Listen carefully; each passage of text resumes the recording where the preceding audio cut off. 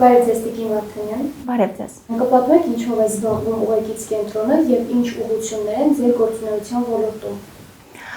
Ուղեկից կենտրոնը հոգեբանական մասնագիտացված կենտրոն է, առավել նեղ հետազոտական ուղղությամբ իրականացնելով փորձագիտական ծառայություններ, դատահոգեբանական փորձաքննություններ եւ քանի որ 2021 թվականից բոլոր այն կառույցները, որոնք իրավասու են նշանակել դատահոգեբանական փորձաքննություն, աշխատանքային պայմանագրերով համապատասխան իրավասության տիրույթում նշանակում են փորձաքննություններ հենց ուղեկից կենտրոնում, մենք առավել մասնագիտացված ենք բոլոր կառույցների հետ համապարփակ նման մասնագիտական ծառայություններ մատուցելու։ Քանի որ մենք նաև ունենք օրենսդրական փոփոխություններ եւ փորձագետի կարծիք հասկացություն եւ նաև մասնավոր անձանց կողմից, քաղաքացիների կողմից նաև դիմելու հնարավորություններ, աշխատում ենք ոչ միայն պետական կառույցների հետ։ Անձի կողմից փորձաքննության դիմելու ընթացակարգը երբևէ չի կարող դիտարկվել որպես իր համար շահեկան եզրակացություն ստանալու ընթացակարգ, ինչպես որ կարելի է ենթադրել առաջին հայացքից մասնավոր կենտրոնների դեպքում, որով եւ պայմանավորված մենք քաղաքացիների հետ ունենք համեմատաբար քիչ քանակով աշխատանքային նման ընթացակարգեր եւ բոլորը տեղեկացված են, ովքեր որ առիթ ունեցել են, առնչություն ունեցել են, որ դիմում են բացառապես այն դեպքում, երբ օբյեկտիվ եզրակացությունը իրենց համար շահեկան է եւ տեղին է համապատասխան ատյաններ ներկայացնելու առումով։ Ինչպիսի դժվարություններ են ուղեկցել կենտրոնի ստեղծման կամ ղեկավարման փուլերում սկսած հիմնադրման օրից 2014 թվականից։ Ոլորտն ինքնին բավականին բարդ եւ մարտահրավերներով հարուստ ոլորտ է եւ դա նշանակում է, որ ինքնին դժվարությունները ուղեկից են ուղեկից կենտրոնին բնականաբար բոլոր գործերի եւ հետազոտական ընթացքի եւ կազմակերպական առանձնահատկությունների առավելագույն ճշգրիտ եւ օրենքի բոլոր դրույթներին համապատասխան ձևաչափ կազմակերպելու առումով, բայց քանի որ դա մեր աշխատանքային ընթացակարգն է, ըստ էության նույնիսկ բարդ է այդպես կոչել դժվարություն, ըստ էության դրանք հենց այն օրինաչափ ընթացքն են, որով եւ ապահովում է այն որակը, որը մեզ համար ամենակարևորն է եւ հնարավոր է լինում ապահովել։ Ոլորտային առումով որ խնդիրներն են, որ ամենահաճախը հանդիպում են ձեզ։ Նախ շեշտեմ, որ ոլորտային առումով մեզ համար գլխավորապես կարևոր է միջդիսցիպլինար հարթակը, այսինքն հոգեբանության եւ իրավական համապատասխան նորմերի եւ ընթացակարգերի հատման կետը պահպանել առավելագույն ճշգրիտ սահմաններում, չխախտելով որևէ իրավասության սահմաններ եւ նաեւ գիտահեն հետազոտություն իրականացնել, որպեսզի ունենանք ճշգրիտ եւ օրենքով սահմանված չափանիշներին համապատասխան եզրակացություն։ Օրենքների փոփոխություններն իրենք իսկ բերում են նաեւ փորձագիտական ոլորտի որոշակի փոփոխությունների, նոր խնդիրների, նոր մարտահրավերների։ Այս առումով օրինակ նախաքննության ժամկետների հետ կապված խնդիրները այժմ էապես ծանրաբեռնել են եւ քննիչների աշխատանքը եւ ծանրաբեռնել են նաեւ փորձագետների ինչ որտեղ նաև տեղին է շեշտադրել, որ Հայաստանի Հանրապետությունը չունի այդչափ ռեսուրս փորձագիտական, որպեսզի հնարավոր լինի ճշգրտորեն պահպանել այն ժամկետները, որոնք ըստ էության սահմանված են լինում եւ որոնց պայմաններում հնարավոր կլինի հստակ ընթացակարգերով գնալ առաջ, որը ըստ էության տեղին է, կարևոր է եւ բխում է արդարադատության շահերից, բայց իրատեսական գործնականության պլանում մենք իրականում ունենում ենք իսկապես այդ խնդիրները։ Մասնագիտական բարձր չափանիշներ բավարարելու համար մասնագետը պետք է բավականին լուրջ եւ հետեւողական ճանապարհ անցնի, որի մոտիվացիան, նախադրյալները ըստ էության այնքան էլ արտահայտված չեն մեր մասնագետների մոտ, ուստի ստացվում է, որ քանակապես ավելի սակավ լինելու պայմաններում դժվար է լինում այդ չափ ծավալը ապահովել։ Մյուս առումով թերևս շեշտադրեմ կառույցների համագործակցային մոտեցման որոշակի սակավության խնդիրը, որը հաճախ բերում է աշխատանքների ֆորմալության։ Մասնավորեցնեմ ինչի մասին է խոսքը, որը թերևս նաև շատ կարևոր է մասնագիտական տեսանկյունից դիտարկելու եւ նաև ինչու՞ չէ մեր առհասարակ առաջնահերթությունների հիերարխիայում դիտարկել տեսանկյունից դա անչափահասների արդարադատության խնդիրն է։ Եվ երեխաների լավագույն շահի ապահովման բոլոր գործընթացների ինստիտուցիոնալ մոտեցման, համակարգային մոտեցման ապահովման խնդիրը։ Օրինակ, մենք ունենում ենք երեխաների տեսակցության կարգի վերաբերյալ դատարանի վճիռ, որոշում, որի չկատարելու դեպքում համապատասխան գործառույթը պետք է իրականացնի հարկադիր կատարման ծառայությունը։ Շատ հաճախ այդ վճիռները բովանդակային բնույթ չեն կրում ըստ էության, հա, կոնկրետ մենք ինչ բովանդակային առանցքի վրա ունենք այդ իրավիճակը, արդյոք այդ տեսակցությունները բխում են երեխայի լավագույն շահից, արդյոք կան խոչընդոտող գործոններ եւ ինչպես կարող ենք դրա հետ գործ ունենալ, արդյոք մինչ այդ փորձաքննություն նշանակվել է եւ համապատասխան հիմքերը առկա են, որպեսզի հնարավոր լինի համապարփակ տեղեկատվության հիման վրա դա կատարել։ Հաջորդի փուլում, երբ տեսակցությունը չի կայանում եւ Հայաստանի Հանրապետությունում մենք շատ հաճախ ունենք այդ դեպքերը, երբ այն ծնողի մոտ գտնվում է երեխան, պարզապես թույլ չի տալիս շփվել մյուս ծնողի հետ, ընդ որում այդ թույլ չտալը բավականին լայն հասկացություն է, դա տարբեր հոգեբանական ներազդեցությունների, տարբեր միջոցների տեսքով կարող է դրսևորվել եւ ստացվում է, այո, դատարանի վճիռը չի կայանում։ Այս տիրույթում արդեն գործ ունենք հարկադիր կատարման ծառայության հետ, ընդ որում բոլոր ատյանները իրավասու են նշանակել փորձաքննություն ըստ տարբեր իրենց հիմքերի եւ հարկադիր կատարման ծառայության դեպքում էլ երբ չի կատարվում տեսակցությունները չեն ընթանում, հարկադիր կատարողն էլ որպես այդպիսին երեխայի հետ գործ ունենալով եւ հաշվի առնելով, որ երեխան ինքնին կարող է շատ խոցելի լինել, տարբեր միջոցներով կարող է ինքը իր իսկ գործողություններով խաթարել այդ process-ը, ինքն է նախաձեռնող լինում փորձաքննության նշանակման։ Այս տիրույթում, եթե բացահայտվում է կան ներազդեցություն, հաջորդի գործընթացը պետք է դիտարկվի քրեական վարույթի նախաձեռնումը որպես խոչընդոտման process։ Շատ հաճախ ունենում ենք, որ հենց այդ տիրույթում, այդ սահմանին գործերը կարճվում են, նույնիսկ երբ քննիչը նշանակում է փորձաքննություն եւ ստանում է արդյունք, որ առկա է հոգեբանական ներազդեցություն, համապատասխան ընթացակարգեր, գործիքներ, միջոցներ կանխելու այդ ազդեցությունը ստացվում է մենք չենք ունենում։ Եվ լինում է, որ մենք տարիներ շարունակ նույն ընտանիքի պատմության վերաբերյալ տարբեր ատյաններից ստանում ենք փորձաքննության որոշում։ Որքան էլ փորձաքննությունը կազմակերպվի դրական ընթացակարգով երեխաների համար ոչ տրավմատիկ process-ով, միայն այն փաստը, որ երեխան գնում է փորձաքննության, իսկ այն ծնողով ազդում է երեխայի վրա, այդ ճանապարհը եւս սկսում է օգտագործել երեխային համապատասխան ներազդեցություն ենթարկելու առումով, երեխան բազմակի անգամ անցնում է այդ խողովակներով եւ ստացվում է երեխան դառնում է իսկապես այդ պատմության զոհը։ Ծնողները առանց ջանք խնայելու հաճախ օգտագործում են երեխաներին իրենց ամբիցիաների բավարարման, իրենց ճշմարտացիությունը ապահովելու համար, մասնագետների աշխատանքներին բնականաբար բոլոր են դեպքերում, երբ պիտի նկարագրվի, որ կա ազդեցություն, կա որոշակի խնդիր, փորձում են խնդիր գտնել մասնագետի աշխատանքի տիրույթում, հա, ինչ որ պիտակավորել, փորձել ցույց տալ, որ այդպես հնարավոր չի։ Հայաստանի Հանրապետությունում կան կենտրոններ, ովքեր պատրաստ են վճարման պարագայում ցանկացած տեսակի եզրակացություններ տալ, հերքել, որ երեխան գտնվում է ազդեցության տակ, դրանով իսկ էապես մեծ ծավալ հաղորդելով այդ գործերին։ Տիկին Վարդանյան, դուք դասավանդում եք նաև արդարադատության եւ փաստաբանական ակադեմիաներում, ամեն օր աշխատելով արդեն մասնագետների հետ, ովքեր պետք է հետագայում շարունակեն իրենց գործը, ինչ խնդիրներ եք տեսնում եւ ինչն է բացակայում իրենց մոտ։ Այն խնդիրները, որոնք առկա են նեղ մասնագիտացված տիրույթներում, բնականաբար տարածվում են նաև այլ ոլորտներում, շատ քիչ առանձնահատկություններ կան, որոնք հենց ոլորտային բնույթ են կրում։ Մենք իսկապես մասնագետների մոտիվացիայի գործի բարդության հետ իսկապես առերեսվելու խնդիր ունենք եւ այդ խնդիրները նաեւ համապատասխան կառուցողական մեխանիզմներով հաղթահարելու ճանապարհների անհրաժեշտություն մասնագետների մոտ շատ հաճախ նկատելի է լինում ընդհանուր զարգացվածության երկրորդայնացում։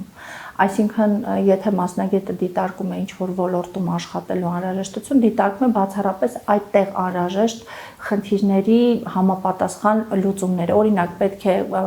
տամ այս քննությունը, ունենամ այս պատրաստվածությունը եւ վերջ։ Շատ հաճախ լինում է, որ այդ մասնագետները ընդհանուր իրազեկվածության առումով բավականին նեղ գիտելիքներ, նեղ պատրաստվածություն, հաճախ էթիկայի խնդիրներ, որոնք ըստ էության կառույցները չեն կարող այդ բոլոր խնդիրները լուծել։ Իհարկե կան բարեվարկության նորմերի հետ կապված բազմաթիվ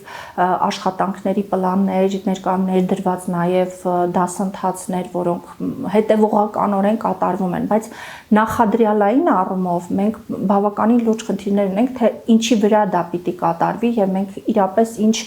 բովանդակային խնդիրներ լուծելու անհրաժեշտություն ունենք։ Թերևս այստեղ անդրադառնամ նաև վերջերս բավականին հնչեղ դարձած ուսուցչուհու դեպքի պատմությանը, երբ առանց որևէ համապարփակ իմացությունների, գիտելիքների այս Facebook-յան դատավճիռները դարձան առանցքային էլի դերակատարում ունեցող եւ հոգեբանական ներազդեցություն ունեցող գործոններ, որովհետև մենք ի վերջո եղելության բուն բովանդակությանը ստացվում է անտեղյակ, անիրազեկ գնահատականներ ենք տալիս եւ այստեղ ուզում եմ շեշտադրել, որ բնականաբար երեխաների առումով խնդիրը անհամեմատ ավելի ուշագրավ է, եթե նույնիսկ երեխաները ցուցաբերում են ուսուցչի հանդեպ ոչ հարգալից վերաբերմունք, որոշակի վարքային դրսևորումներ, որոնք ոչ սոցիալական նորմերով, ոչ որևէ տեսակ ընդունելի նորմերի տիրույթում ընդունելի չեն, հա, որպես այդպեսին բոլորի մոտ հենց դա էլ զայրույթ առաջացրեց, բայց միևնույն է այդ երեխաները իրենք զոհ են այն ծնողավարման հմտությունների, այն դաստիարակության մոդելների, որոնք իրենք կրում են։ Այսինքն այն մեծահասակները, ովքեր գնահատական են տալիս այդ իրադրությանը, հա, ծնողները, եւ ինչպես են ուրախանում նման իրադրությունների համար, ինչպես են ոգեշնչում այդ երեխաներին այդ վարքը ցուցաբերելու համար, եւ նման մի շարք առանձնահատկություններ տիրույթում բնականաբար դարձյալ զոհայնացվում են երեխաները։ Դարձյալ մենք ունենք առավել մեծահասակների, մասնագետների, ծնողների պատշաճ պատրաստվածության, համակարգային մոտեցում ցուցաբերելու, համագործակցային աշխատանքի էական բացթողումներ։ Այսինքն մինչ այդ դպրոցը հասել է այդ կետին եւ որևէ աշխատանք ծնողների հետ, ուսուցիչների հետ, միասնական կարգով խնդրի լուծումը հասկանալու, խնդիրը հստակ ձևակերպելու առումով մենք ունենք անասելի բացթողում։ Ընդ որում սա երևացող դեպքերից թերևս մեկն էր։ Մենք այսպիսի իրավիճակներ այնքան շատ ունենք եւ դրանց շրջանակներում այնքան քրեական վարույթներ են նախաձեռնվում, որոնք ըստ էության կարող են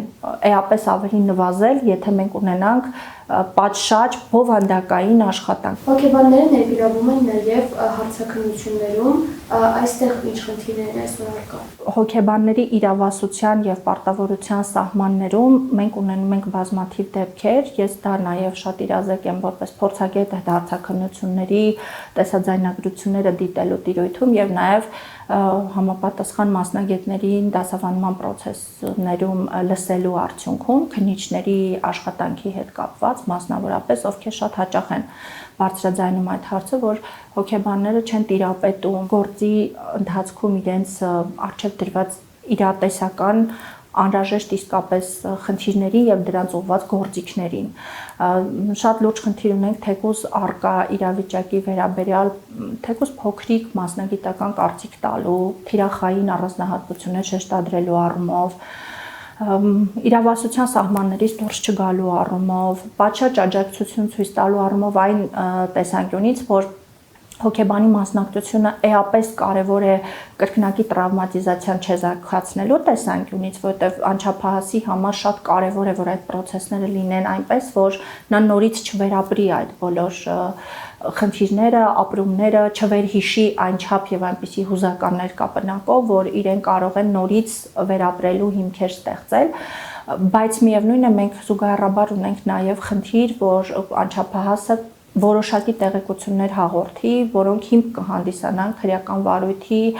կազման համար եւ այս տիրույթում այո հոգեբանների առջեւ մեծ խնդիր կա դրված, որպեսզի երեխան առանց տրավմատիզացիայի, առանց էմոցիոնալ նման դրսևորումների ու վերապրումների այնուամենայնիվ կարողանա իր բառերով, իր հասկացածով, իր իմացածով, իր վերհիշածով ներկայացնել այն ամենը, ինչին մասնակից կամ ականատես է եղել կամ լսել է։ անկախ դատավարական կարգավիճակից։ Մասնագիտական առումով մենք իսկապես ունենք այս նուրբ առանձնահատկությունների բավարարման խնդիրը, որովհետև երկրորդ հարցաքննությունը, երրորդը էապես բովանդակությամբ տարբերվում է եւ կան իրավիճակներ, որ մենք անդառնալիորեն կորցնում ենք ժամանակը եւ դրա արդյունքում կարող է միջև անգամ քրեական վարույթը կարճվել, որովհետեւ ապացույցի որևէ այլ ձև չլինի, առաջանան բազմաթիվ խնդիրներ եւ իրականում խնդիրը էապես բարդանա։ Բնականաբար այստեղ շատ կառուցվածքային աշխատանքի, հետևողական աշխատանքի եւ դարձյալ շեշտում եմ բովանդակային աշխատանքի անհրաժեշտություն ունենք, որպեսզի մենք կարողանանք այդ խնդիրները լուծել։ Որ մարմնի կողմից են ղեկավարվում հարցաքննությունների մասնակցող հոգեբանները եւ խնդիրներ արձանագրելու դեպքում ում պետք է դիմել, օրինակ հոգեբանին փոխելու համար։ Իրականում այդ ամբողջը կազմակերպական տեսանկյունից քննիչի գործունեության տիրույթում է մնում, եթե նախաքննության փուլում է, եթե դատաքննության բնականաբար դատավորի եւ կազմակերպիչը եւ պրոցեսուալ առումով պատասխանատուն դառնում է նախաձեռնող մարմինը։ Որպես այդպիսին հոգեբաններ չունեն ղեկավար կառույց, չունեն որևէ վերադաս կառույց, որոնց իրենք ենթարկվում են որպես այդպիսին կամ սուպերվիզիաների են գնում կամ պարտադիր կարգով ունենում են որոշակի գիտելիքների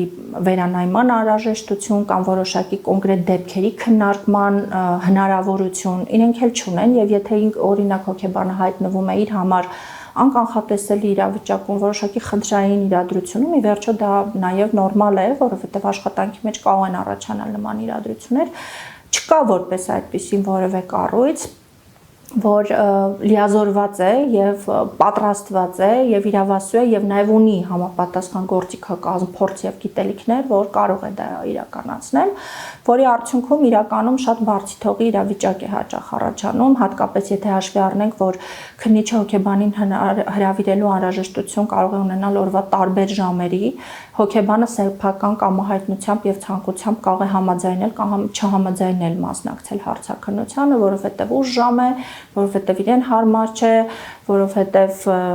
օրինակ այդ նույն հարցաքննության, այդ նույն անձի վերաբերյալ այլևս ցանկություն չունի մասնակցել հարցաքննությունների եւ այլն։ Եվ սրանք խնդիրներ են, որոնք ըստ էության բացառապես քննիչի կամ դատավորի լուծման տիրույթում են մնում։ Մենք իհարկե հոգեբանական